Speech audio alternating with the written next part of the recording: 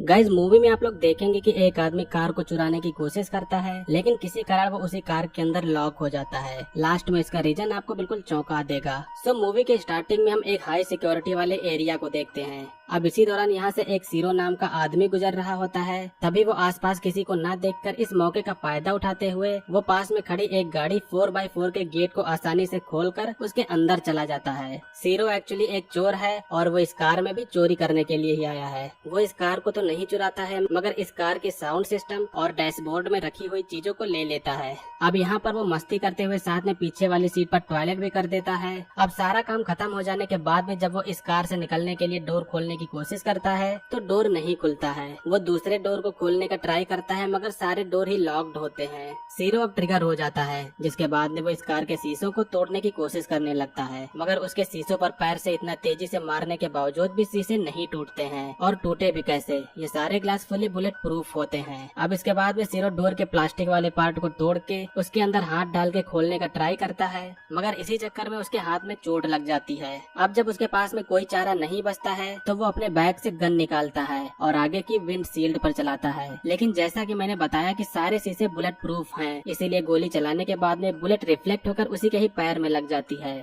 जिससे यहाँ पर सीरो की मुसीबत अब और भी बढ़ जाती है। खून को रोकने के लिए वो अपने घाव पर टी शर्ट लपेटता है। अब तभी बाहर एक औरत आती है जो इस कार के शीशे से अपनी लिपस्टिक को ठीक करती है। इससे ये पता चलता है कि कार के सभी शीशे पोलराइज्ड हैं, यानी कि बाहर से अंदर कुछ भी दिखाई नहीं देगा। और इसके बाद में वो औरत यहाँ से चली जाती है। सीरो अपने फोन से अपने वाइफ को कॉल करने की कोशिश करता है, लेकिन उसके फोन में बैटरी खत्म हो चुकी थी, जिससे फोन ऑफ हो जाता है। सीरो अब यहाँ पर बेहद ही बुरी तरीके से फंस चुका है। उसके पास में यहाँ पर कुछ खाने के लिए भी नहीं है और पीने के लिए उसके पास में बस थोड़ी सी पेप्सी होती है। खैर अब ये रात तो किसी तरह सीरो निकाल लेता है और अगले दिन जब सीरो जागता है तो उसने जो रेडियो चुराया था उसको कार में वो वापस लगाता है और कार में म्यूजिक बजाकर कुछ रिलैक्स करने की कोशिश करता है। वो साथ में फिर से डोर तोड़ने की कोशिश करता है, लेकिन इसी दौरान उस कार में अब कॉल आती है। सीरो कॉल को उठाता है, जिसके बाद में वो आदमी बताता है कि मेरा नाम डॉक्टर एनरिक फेरारी है, मैं इस एसयूवी का मालिक हूँ। मेरी 28 बार कार चोरी हो चुकी है और इसको मिला के अब 29 हो जाएंगी। मगर सीरो सिर्फ एक ही वर्ड कहता है कि मुझे यहाँ से बाहर निकालो। अब एनरिक इस कार की कुछ खूबियाँ बताता है। वो बताता है कि ये कार पूरी तरीके से बुलेट प्रूफ है, इसके ग्लास पोलराइज्ड हैं और इसका पूरा कंट्रोल मेरे पास में है। सीरो उसे गाली देते हुए उसे यहाँ से निकालने के लिए कहता है और कहता है कि मुझे बहुत तेज प्यास लगी है, यहाँ पर बहुत ज्यादा गर्मी भी है। जिसके बाद में अब फोन कट हो जाता है और एसी चालू हो जाती है। एसी चल जाने से अब सीरो को कुछ राहत मिलती है, मगर एनरिक ने एसी उसके भले के लिए नहीं बल्कि उसे टॉर्चर करने के लिए चलाई थी। धीरे धीरे करके यहाँ पर ठंड बढ़ती जाती है। सीरो अपनी शर्ट दोबारा पहन लेता है। वो एसी के वेंट्स को अपने जीन्स के कपड़े से बंद करने की कोशिश करता है, मगर अब कार के अंदर बहुत ही ज्यादा ठंड बढ़ गई होती है। कुछ समय बाद में अब फिर से कॉल आता है। सीरो उससे फिर से गाली देके उसे यहाँ से निकालने को कहता है। एनरिक कहता है कि तुम मेरे कुछ सवाल का आंसर दो, जिसके बाद में तुम यहाँ से निकल सकते हो। एनरिक पूछता है कि तुम क्या करोगे जब तुम अपने बेटे को चोरी करते हुए पकड़ोगे। सीरो कहता है कि मैं उसका कान पकड़ूंगा और पुलिस को दे दूंगा, मगर एनरिक कहता है कि नहीं, कोई भी पिता ऐसा नहीं कर सकता है। अब कुछ समय बाद में सीरो अपने सामने पुलिस को देखता है। वो चिल्ला के उससे हेल्प के लिए कहता है, लेकिन आवाज बाहर नहीं जा रही थी। अब ये पुलिस वाला इस कार को चारों तरफ से देखता है और इसका चालान काट कर यहाँ से चला जाता है। इस कार का चालान इसलिए काटा गया था क्योंकि इसके सारे शीशे पोलराइज्ड थे। बाहर भले ही बारिश हो रही है, लेकिन सीरो इधर प्यास से मर रहा होता है। अब फिर से यहाँ पर कॉल आता है तो सीरो उससे पानी के लिए कहता है। एनरिक उससे अब उसका आईडी नंबर और उसका नाम पूछता है और जब सीरो उसे बता देता है तो एनरिक उसे पानी पीने के लिए दे देता है। वो बैक साइड में एक छोटे से पाइप से कार के फिल्टर हुए पानी को बोतल में भरता है, जो दिखने में ही साफ नहीं लग रहा था, लेकिन इतने प्यास के कारण सीरो बिना कुछ सोचे हुए वो सारा पानी पी जाता है। अब फिर से रात होती है और सीरो को भूख भी बहुत तेज लगी हुई है। उसके सामने ही एक डिलीवरी बॉय पिज्जा की डिलीवरी कर रहा है, मगर उसके सामने खाना होने के बावजूद भी वो कुछ खा नहीं सकता। अब इसी तरह यहाँ पर एक छोटा सा इंसेक्ट उसका फ्रेंड बनता है। एनरिक उसके साथ में टॉर्चर करने में कोई भी कसर नहीं छोड़ता है। अब वो कार में गर्म हवा की एसी चला देता है, जिससे सीरो की हालत और भी खराब हो जाती है। इतने ज्यादा भूख के कारण सीरो वहाँ पर रखी हुई इंस्ट्रक्शन मैनुअल को ही खाने लगता है और जब उसे पानी नहीं मिलता है तो उसे अपने ही टॉयलेट को पीना भी पड़ता है। अब इसी दौरान बाहर एक और चोर आता है जो इस कार को खोलने की कोशिश करने लगता है, मगर तभी कोई आदमी आ जाता है जो उसे ऐसा करने से रोक के उसे पकड़ लेता है। जिसके बाद में वहाँ पर पुलिस भी आ जाती है। बाहर यहाँ पर इतनी ज्यादा हलचल हो रही है, मगर किसी को भी इस बात की खबर नहीं होती है कि इस कार के अंदर कोई शख्स मर रहा है। अब रात हो जाने पर जब उससे भूख कंट्रोल नहीं होती है तो वो अपने साथी कीड़े को खाने की कोशिश करता है, लेकिन फिर उसके मन में कुछ ऐसा आता है जिससे वो उसे नहीं खाता है। इसी दौरान अब बाहर एक कपल भी आते हैं जो साथ में इंटीमेट होते हैं, मगर सीरो उन्हें देखने के अलावा और कुछ भी नहीं कर सकता। अगले दिन फिर से एंड्रिक का कॉल आता है, जिसके बाद में एंड्रिक सीरो से बता देता है कि डैशबोर्ड के नीचे एक चॉकलेट बार है जिसे तुम खा सकते हो।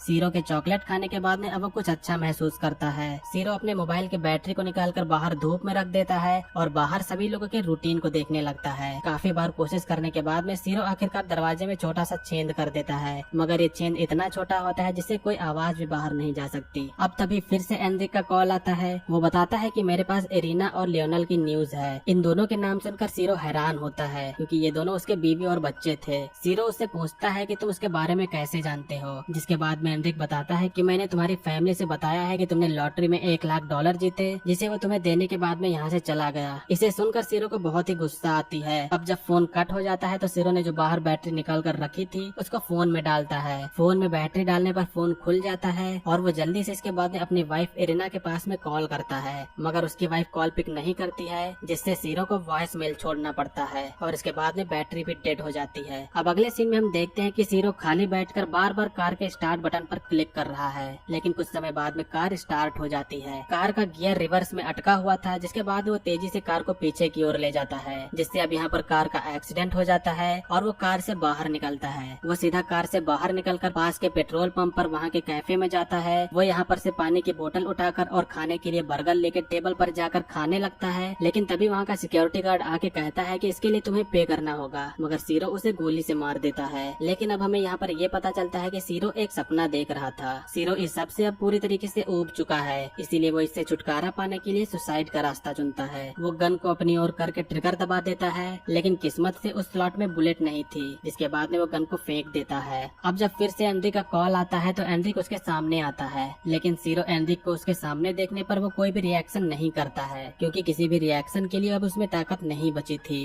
एंड्रिक अब कार में आकर बैठता है और वो सीरो से कुछ बातचीत करता है। सीरो ने पहले जॉइंट लाने के लिए रिक्वेस्ट किया था, इसीलिए एंड्रिक जॉइंट भी लाया होता है, मगर अब जब एंड्रिक फोन पर किसी से बात करने लगता है तो इसी दौरान सीरो उसकी गन उठाकर उस पर चला देता है, जिसके बाद वो गाड़ी से निकलकर रेंगते हुए यहाँ से भागने की कोशिश करता है। उसके अंदर चिल्लाने की भी पावर नहीं बची थी जिससे वो किसी से हेल्प मांग सके। वो गन चला के इशारा करने की कोशिश करता है, लेकिन एंड्रिक को गोली छू के निकल गई थी, जिसके बाद वो सीरो को पकड़ के फिर से कार के अंदर ले जाने लगता है। लेकिन इसी दौरान दूसरी तरफ से एक पुलिस यहाँ पर पेट्रोल करते हुए आती है, जिसके बाद वो उन्हें देखकर एंड्रिक को गन नीचे रखकर उसे छोड़ने को कहती है। एंड्रिक उससे कहता है कि ये हमारे आपस का मामला है। अब देखते ही देखते यहाँ पर काफी सारी पुलिस आ जाती है, कई सारे रिपोर्टर्स और ढेर सारे लोग भी यहाँ पर इकट्ठा हो जाते हैं। अब यहाँ पर काफी बड़ी प्रॉब्लम खड़ी हो चुकी है, क्योंकि एंड्रिक का जो प्लान था वो फेल हो चुका है, जिसके कारण एंड्रिक के ऊपर अब खून सवार हो जाता है और इसीलिए एंड्रिक के साथ में निगोशिएशन करने के लिए यहाँ पर अमेडियो नाम के एक पुलिस ऑफिसर को बुलाया जाता है, जो हाल ही में रिटायर हुआ था।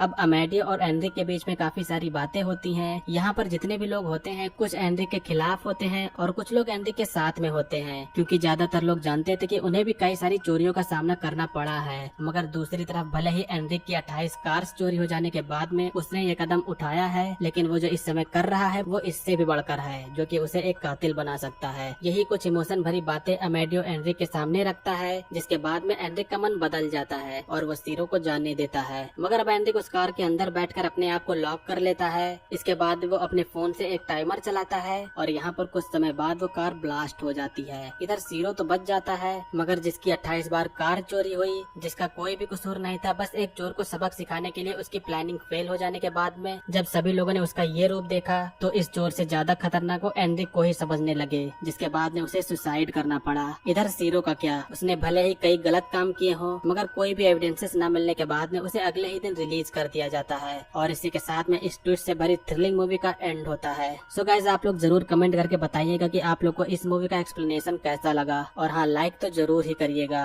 मूवी का नेम है 4x4। ये एक स्पेनिश मूवी है। उम्मीद है कि ये एक्सप्लेनेशन आप लोगों ने एंजॉय किया होगा। आज की वीडियो के लिए इतना ही, मिलेंगे अगली वीडियो में, तब तक के लिए बाय। जय हिंद, वंदे मातरम।